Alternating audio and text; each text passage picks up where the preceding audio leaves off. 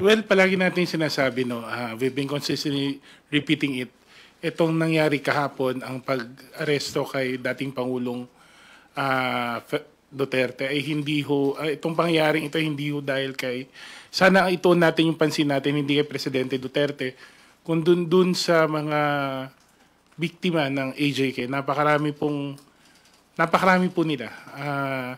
Nung nagsimula po yung trial, nung nagsimula po yung Quadcom hearings, no, nagkaroon ako ng pagkakataong makausap ang marami sa kanila. And many of them are children. You have Kian de los Santos, hindi ako nagkakamali, was only 17 years old, grade 11, taga Caloocan. Meron si Carlo Angelo Ernais, valedictorian nung high school, 19 years old, nag-aaral sa UP.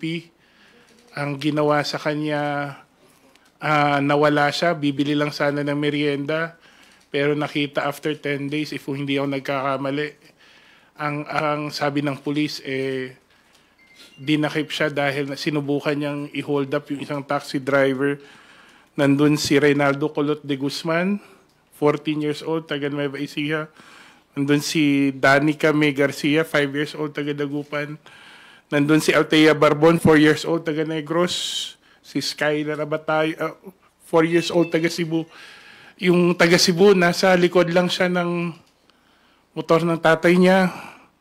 Si Maika Ulpina, 3 years old. 3 years old. Pinakabata sigurong AJK victims. I think habang nangyayari ho kahapon, habang iniisip natin, habang minomonitor natin yung nangyayari, alam mo, sa totoo lang, yun yung pabalik-balik sa isip ko. Yung mga victims. Katulad niya nung sinabi nung isang nanay, isang victim, sabi niya, sinasabi nila na we surrender daw our sovereignty sa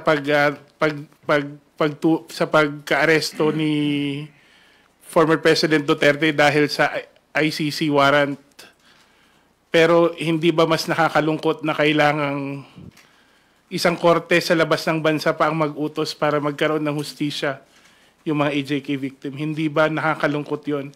Kaya nga, iniiwasan ko yung word na Thanksgiving o celebration Kasi sa totoo lang itong mga panahon na to, dapat simulan natin yung paghihilom, lalong-lalo na sa AJK victims. I think we owe it to them to make sure na simulan na yung healing, but that healing will come only through one thing, through justice.